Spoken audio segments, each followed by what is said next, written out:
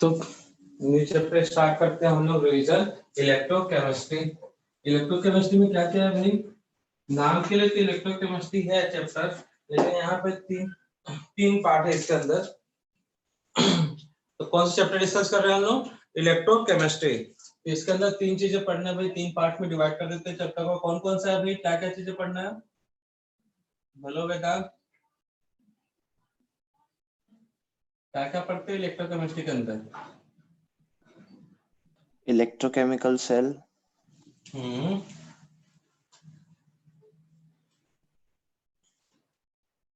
बोलो।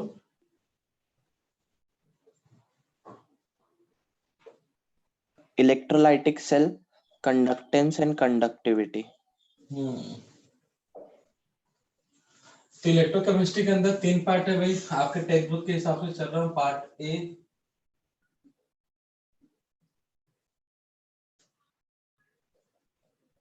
Conductance, properties of electrolytic solution है, ठीक है ना? आप properties of electrolytic solution, properties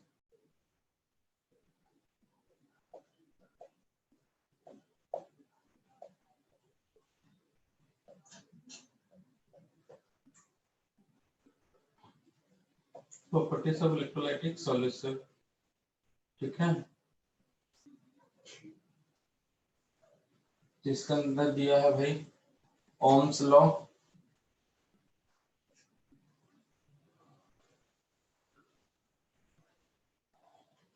second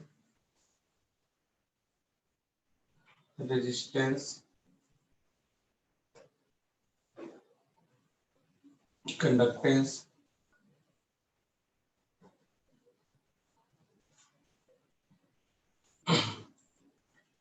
resistivity,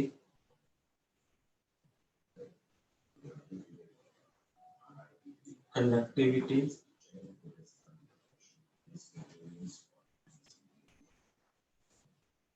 cell constant,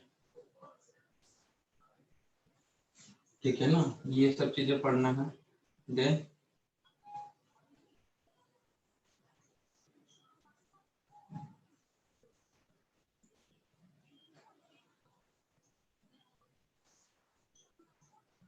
उसके बाद क्या था बच्चा?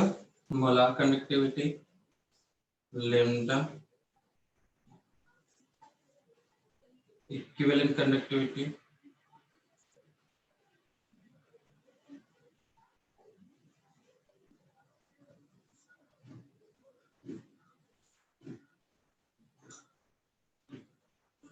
Equivalent conductivity,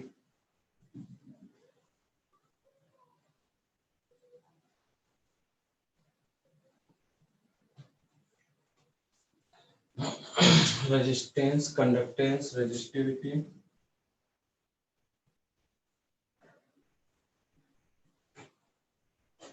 conductivity, cell constant, molar conductivity, equivalent conductivity, और सबसे इंपॉर्टेंट लास्ट में Kohlrausch law.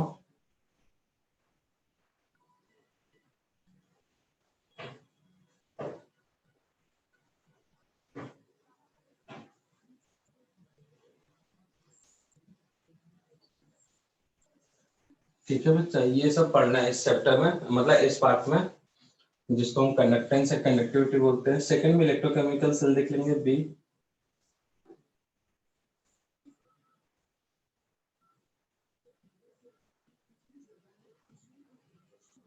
Electrochemical cell,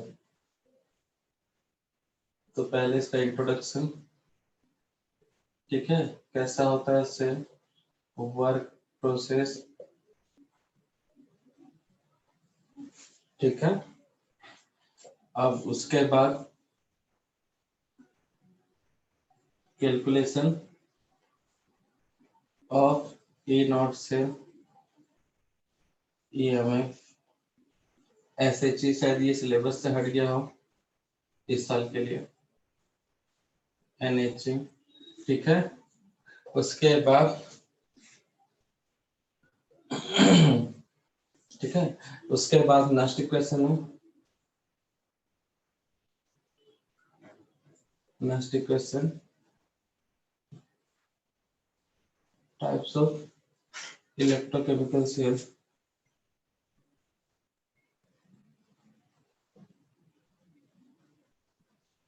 types of electrochemical cell में जानना है, बैटरी के बारे में देखना है हमको। टाइप्स ऑफ इलेक्ट्रोकेमिकल सेल में देखना है हम लोग को बैटरी के बारे में, बैटरीज के बारे में पढ़ना है। और एक last part electrolytic cell.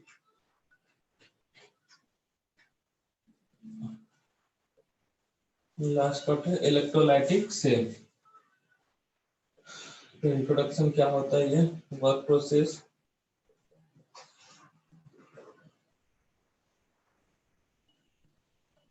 Work process, ठीक है। उसके बाद इलेक्ट्रोलाइसिस लॉ, कौन सा लॉ बोलते हैं उसे, इलेक्ट्रोलाइसिस लॉ को कौन सा लॉ बोलते हैं भाई, फैराडेस लॉ, ठीक है ना भाई। कौन सा लॉ बोलते हैं, फैराडेस लॉ। यही सब बस डिस्कस करना है इस चैप्टर में, मेन मेन जो टॉपिक है एक एक करके डिस्कस करना स्टार्ट करें। तो ये सब सारे चीजें डिस्कस करेंगे इस चैप्टर में, नोट डाउन कर लो पहले।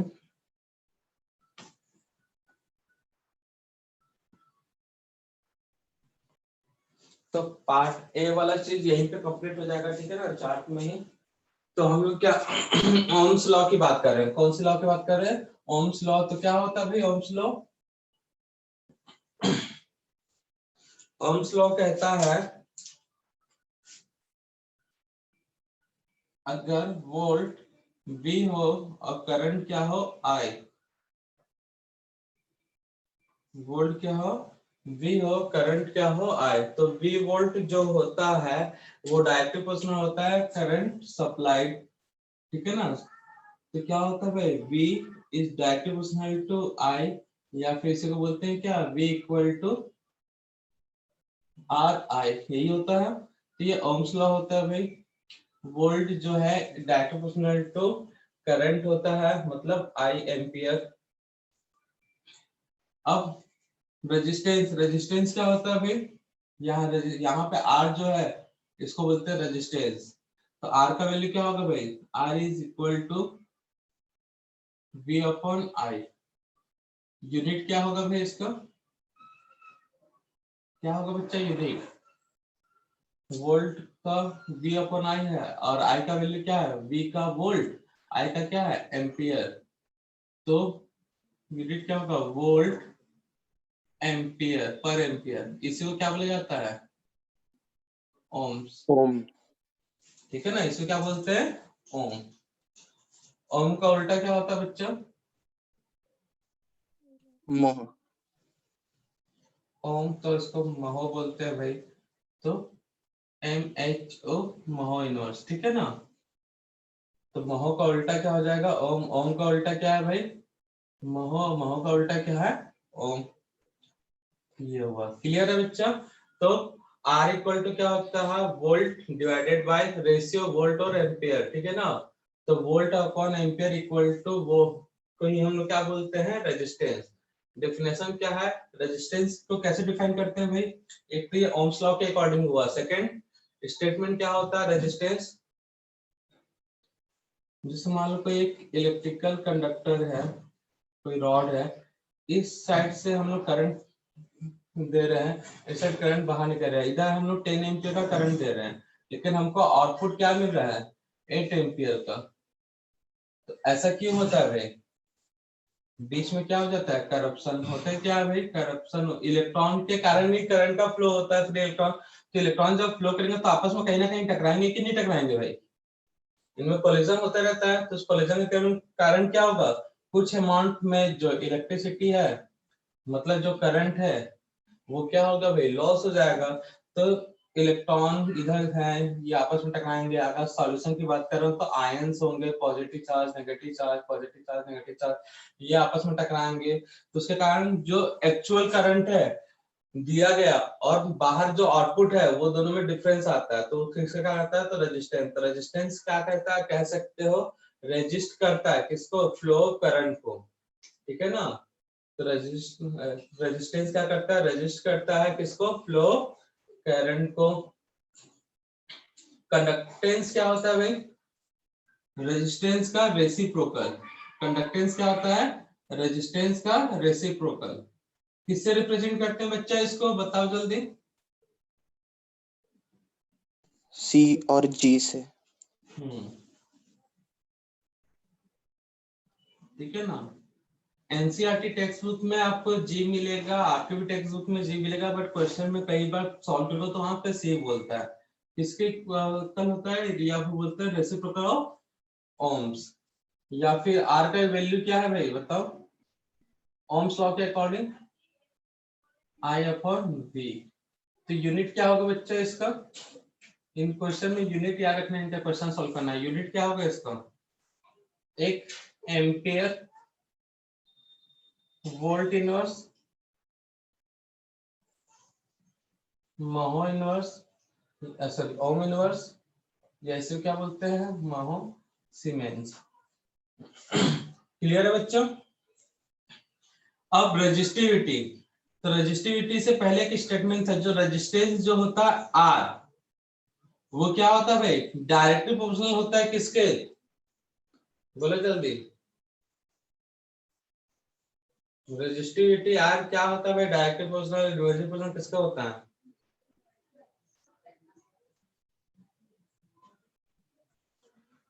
बोलो। तनुश्री वेटिंग में। तो रेजिस्टिविटी क्या होता है बच्चा, जो रेजिस्टेंस है वो होता है डायरेक्टली प्रोपोर्शनल किसके, length of electrode and inversely proportional to area of electrode. तो यहाँ पे इसको जब सॉल्व किया जाता है, एल है लेंथ, ए 4 है एरिया, जब इसको सिंप्लीफाई करते हैं तो हमको मिलता है आर इक्वल टू, एक सिंबल यूज करेंगे जिसको बोलते हैं रो, एल बाई ए, और इस रो को ही बोला जाता है रेजिस्टिविटी। रेजिस्टिविटी को स्पेसिफिक रेजिस्टेंस भी बोलते हैं, रेजिस्टिविटी को क्या बोलते हैं, स्पेसिफिक रेजिस्टेंस। तो हमको मालूम है भाई आर जो है resistance direct proportional to L upon A, या फिर बोल सकते हो R equal to rho into L upon A. तो रो इक्वल टू क्या हो जाएगा भाई,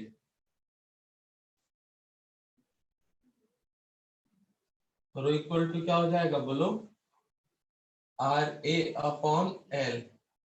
ये होता है रेजिस्टिविटी या फिर स्पेसिफिक रेजिस्टेंस। यूनिट क्या होगा, आर का यूनिट ओम, ए का यूनिट सेंटीमीटर ले लेते हैं, और नीचे क्या है सेंटीमीटर, इसके ऊपर एरिया तो सेंटीमीटर इसका है, नीचे सेंटीमीटर, कैंसिल होगा तो क्या आएगा सेंटीमीटर। अरे अपॉन एल, हाँ। तो यूनिट क्या होता है स्पेसिफिक रेजिस्टेंस या रेजिस्टिविटी का, ओम सेंटीमीटर। तो कंडक्टिविटी क्या होगा, या इसको बोलते हैं स्पेसिफिक कंडक्टेंस। तो रेजिस्टेंस का उल्टा कंडक्टेंस, तो रेजिस्टिविटी का उल्टा क्या होगा, रेजिस्टेंस का रेसिप्रोकल कंडक्टेंस, तो रेजिस्टिविटी का रेसिप्रोकल क्या होगा, बोलो बच्चा। रेजिस्टिविटी का रेसिप्रोकल होगा कंडक्टिविटी, या स्पेसिफिक रेजिस्टेंस का रेसिप्रोकल होगा क्या, कंडक्टिविटी। इसको किससे रिप्रेजेंट करते हैं भाई, मॉडिफाइड के टाइप का सिंबल यूज होता है जिसे बोलते हैं कप्पा। तो kappa equal to reciprocal of specific resistance और रेजिस्टिविटी। तो वैल्यू कितना है भाई, आर ए अपॉन एल, मतलब L upon R A. Unit क्या होगा, यूनिट, या फिर आर का वैल्यू भी रखोगे तो क्या होगा, ओम्स लॉ से ए वी अपॉन आई, ये भी हो सकता है। ठीक है, और यूनिट क्या होगा बच्चों, से इसका उल्टा है तो उल्टा unit inverse centimetre inverse. Clear है? नेक्स्ट सेल कांस्टेंट किससे रिप्रेजेंट करते हैं भाई? एनसीईआरटी टेक्स्ट बुक में जी स्टार करके होगा और पुराने क्वेश्चन सॉल्व करो तो एक्स टाइप का मिलेगा, ठीक है ना? तो सेल कांस्टेंट क्या होता है भाई? बोलो। Length upon area. तो सेल कांस्टेंट जो होता है पूछना तो बेकार ही है भाई। Length of electrode upon area, cross section area of electrode. तो यूनिट क्या होता है? यूनिट होता है लेंथ का हो गया सेंटीमीटर, सेंटीमीटर स्क्वायर मतलब सेंटीमीटर इनवर्स। ये हुआ। अब उसके बाद और भी फॉर्मूले हैं जो सेंटीमीटर इनवर्स बन सकते हैं, वो वाला फॉर्मूला और भी है भाई। तो बताओ कौन कौन से हैं? सेल कांस्टेंट कैसे कैसे निकाला जाता है भाई? हमारे पास रेजिस्टेंस और कंडक्टेंस दिया है, तब कैसे निकलेगा? रेजिस्टेंस और कंडक्टेंस दिया है तो कैसे फाइंड आउट करोगे? सॉरी ये नहीं, रेजिस्टेंस रेजिस्टिविटी दिया है, रेजिस्टेंस दिया है, रेजिस्टिविटी दिया है और क्या बोल दिया है? कंडक्टिविटी दिया है। तो कैसे फाइंड आउट होगा? बोलो जल्दी। सेंटीमीटर इनवर्स कैसे लाओगे भाई? यूनिट से सॉल्व करो ना। रेजिस्टेंस और रेजिस्टिविटी से रेशियो निकाल लोगे, R resistance upon specific resistance. ये एक फॉर्मूला हो सकता है। हो सकता है क्या है? अब रेजिस्टेंस और कंडक्टिविटी से दोनों को कर दो मल्टीप्लाई, आर इंटू कप्पा। वैसे कंडक्टेंस और रेजिस्टिविटी से, इससे कंडक्टेंस और रेजिस्टिविटी से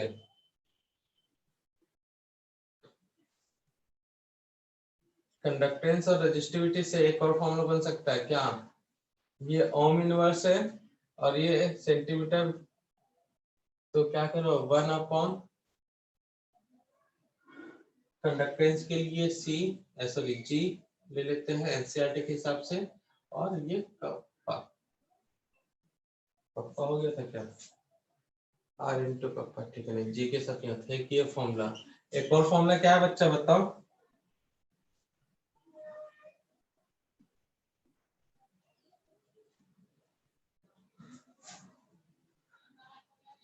कंडक्टिविटी, कंडक्टिविटी के साथ फॉर्मूला कप्पा के साथ। अच्छा यहाँ पे जी और आर है ना, जी और आर के साथ है। बताओ इसके साथ कंडक्टिविटी और स्पेसिफिक कंडक्टेंस को मिलाकर कैसे फॉर्मूला बन सकता है कप्पा के साथ? बता ही नहीं रहे तुम लोग। दोनों को मल्टीप्लाई कर दो या डिवाइड कर दो। कप्पा डिवाइडेड बाय कौन सा है? कंडक्टेंस मतलब जी। तो ये फॉर्मूले थे सेल कांस्टेंट के। मोलार कंडक्टिविटी क्या होता है भाई? कंडक्टिविटी होता है conductivity of all ion which is produced by 1 mole electrolyte। 1 mole electrolyte formula क्या है इसका? Molar conductivity kappa into 1000 divided by consideration molar conductivity.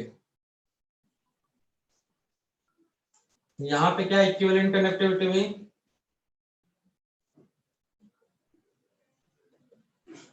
of all ions which is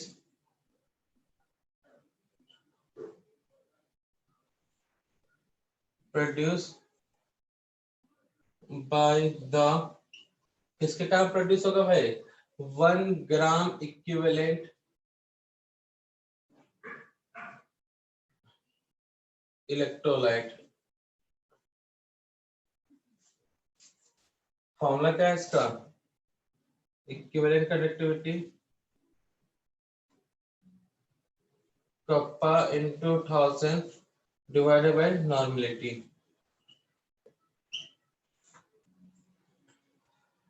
तो ये तो कोर्रास लॉ क्या होता है बच्चा? क्या होता है कोर्रास लॉ? सॉरी बेटा, टाइम के लिए हमने ध्यान ही नहीं दिया, क्लास 8 बजे से स्टार्ट है, टाइम गलत लिख दिया था। कोर्रास लॉ क्या होता है भाई? कोर्रास लॉ किसके लिए था ये कोर्रास लॉ?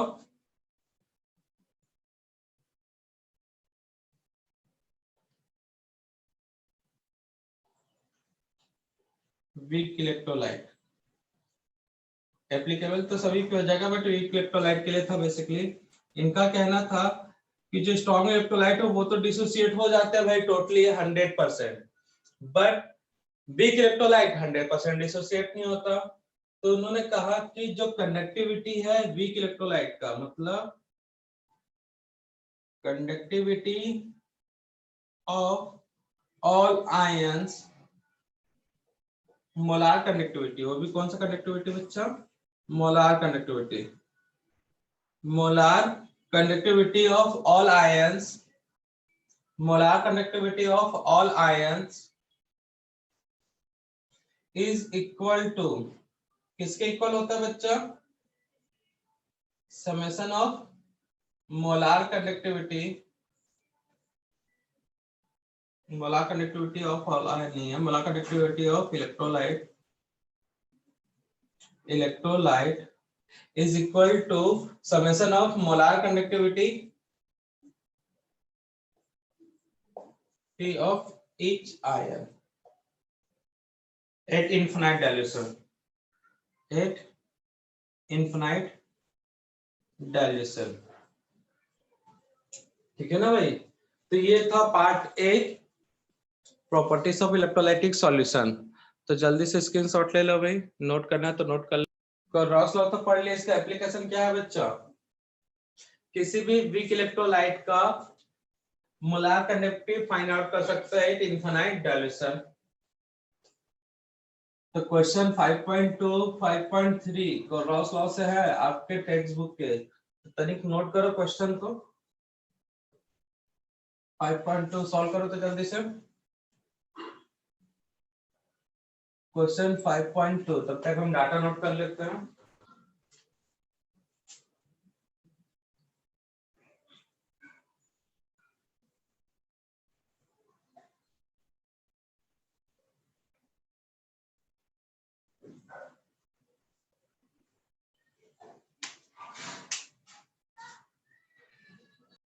हो गया बच्चा लोग सॉल्व? तो ये 3 का मोलार कंडक्टिविटी दिया हुआ है भाई, centimetre square mole inverse ohm inverse centimetre square mole inverse ohm inverse centimetre square mole inverse.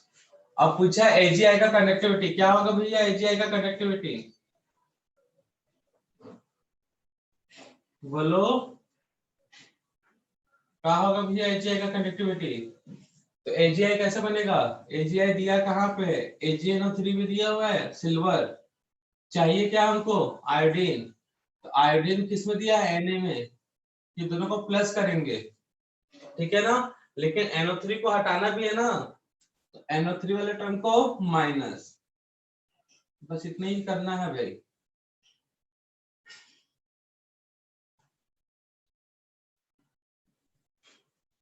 देख लो, Ag ये ब्रेक होगा तो Ag plus NO3 minus ion देगा, ये जब ब्रेक होगा तो Na प्लस और I माइनस आयन देगा, ये जब ब्रेक होगा तो क्या होगा? Na plus ion minus NO3 minus ion, तो ये NO3 NO3 Na cancel, Agi आएगा,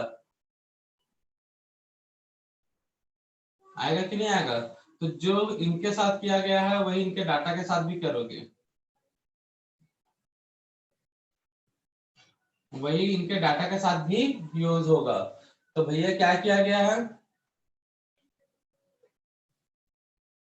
AgNO3 का वैल्यू कितना है 133.4 प्लस Na का वैल्यू कितना है 126.9 माइनस NaNO3 का कितना है 121.5। जो भी सॉल्व कर लेना वही आपका आंसर होगा।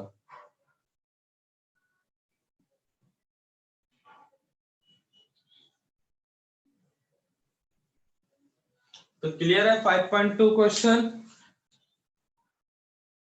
नेक्स्ट क्वेश्चन 5.3 एनसीईआरटी बोलते हैं, तुम्हारा टेक्स्ट बुक का है, स्टेट बोर्ड के बुक का। तो उसमें देखो कैलकुलेट करना है मोलार कंडक्टिविटी जीरो कंसंट्रेशन मतलब इनफिनाइट डाइल्यूशन किसका for CaCl2 Na sodium sulphate. Molar ionic conductivity दिया हुआ है, किसका किसका दिया है calcium chlorine sodium sulphate. Calcium chlorine, चलो सॉल्व करो उसको जल्दी से।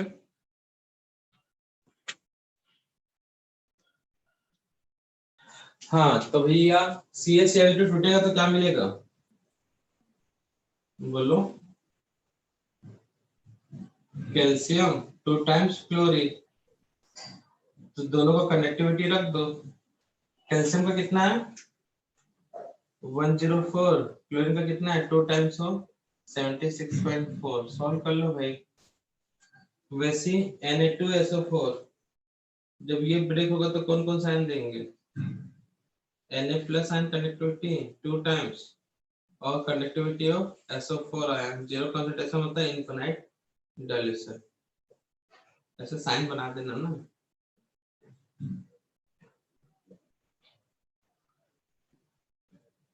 इनफिनाइट डाइल्यूशन तो 2 टाइम्स सोडियम में कितना है 50.1 प्लस SO4 कितना है 159.6। तो ये तो सिंपल सा कैलकुलेशन है 25968।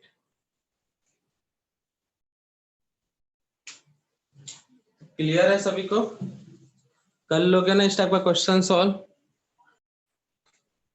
तो एप्लीकेशन ऑफ रॉस लॉ,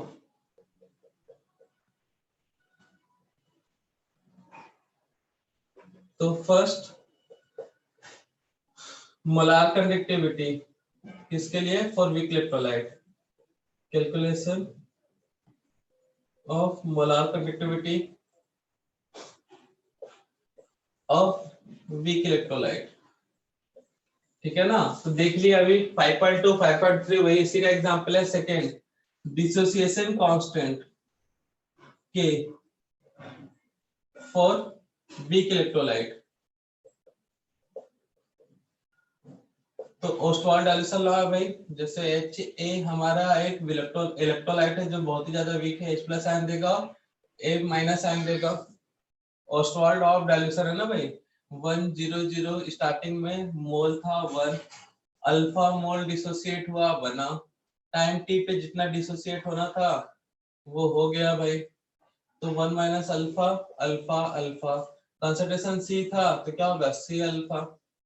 तो K का वैल्यू क्या होगा भाई dissociation constant, concentration of H plus ion A minus ion C alpha into C alpha, sorry concentration of HA लिखते हैं। इसका वैल्यू है C अल्फा, नीचे क्या है C 1 minus alpha K, C और C कैंसल, बचेगा क्या यहाँ से C alpha square 1 minus alpha, alpha value less than, तो क्या होगा भाई अल्फा वैल्यू लेस देन है 1 से, तो C alpha square equal to alpha equal to क्या है बोलो जल्दी यहाँ पे लास्ट में, और alpha equal to K upon C. इसका यूज होगा भाई कहीं ना कहीं। Third point degree of dissociation alpha निकालने के लिए, डिग्री ऑफ डिसोसिएशन कैसे निकाला जाता है और क्या तरीका है भाई, डिग्री ऑफ डिसोसिएशन अल्फा कैसे निकाला जाता है मोलार कंडक्टिविटी किसका किसका किसका रेशियो निकालते हैं भाई, बोलो जल्दी। कंसंट्रेशन पे, सी कंसंट्रेशन पे या फिर इनफिनाइट डाइल्यूशन पे, बोलो जल्दी। C upon infinite. क्या करोगे, सी अपॉन इनफिनाइट।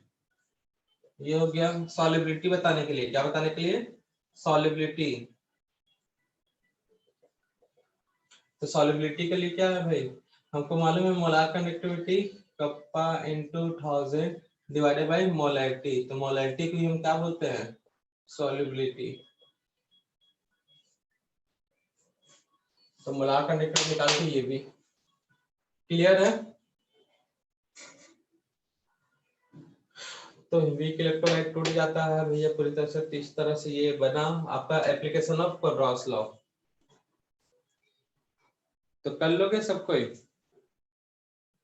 तो ये वाला जो है 5.3 वाला क्वेश्चन है, सॉरी 5.3 बोलता, 5.4 होगा ना, 5.4 वाला क्वेश्चन है आपके टेक्स्ट बुक का, सॉल्व करो। तो 5.4 सॉल्व कर लेना, ठीक है। एक है effect of dilution,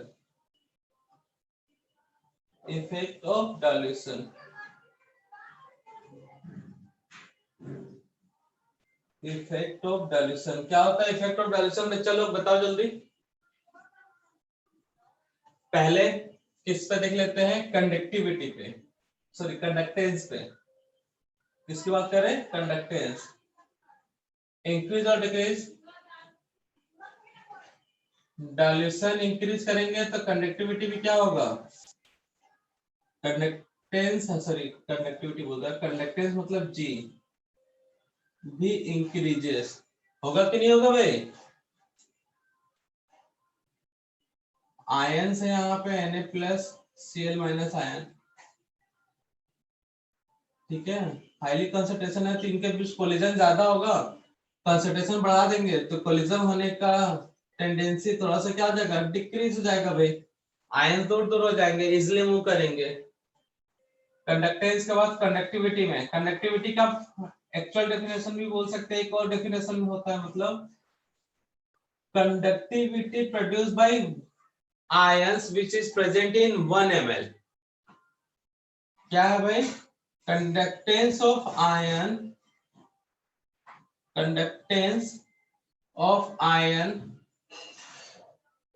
which is present 1 ml। 1 ml में कितना आयन है भाई, तो मान लेते हैं पहले 1 लीटर था, ठीक है ना, 1 लीटर में इस सॉल्यूशन में है 10 आयन, टोटल कितने आयन है 10। अब मैं वॉल्यूम को बढ़ा दिया 10 लीटर, तो बताओ नंबर्स ऑफ आयंस कम होंगे कि नहीं होंगे भाई, 10 लीटर में यहाँ पे 1 ml में मान लो x है, तो यहाँ पे भी 1 ml में x आयन होंगे क्या, बोलो। या फिर ऐसा लेता 10 ml है और ये 100 ml, सबसे बढ़िया, यहाँ पे भी 10 आयन, तो बताओ 1 ml में 1 आयन, यहाँ पे 1 ml में कितना आयन होगा भाई, 1/10 आयन होंगे। 1/10। तो बताओ आयंस 1 ml में कम हुआ है या इंक्रीज हुआ या डिक्रीज हुआ, डिक्रीज ना। तो डाइल्यूशन करोगे, बढ़ाओगे तो कंडक्टिविटी क्या होगा, डिक्रीजेस।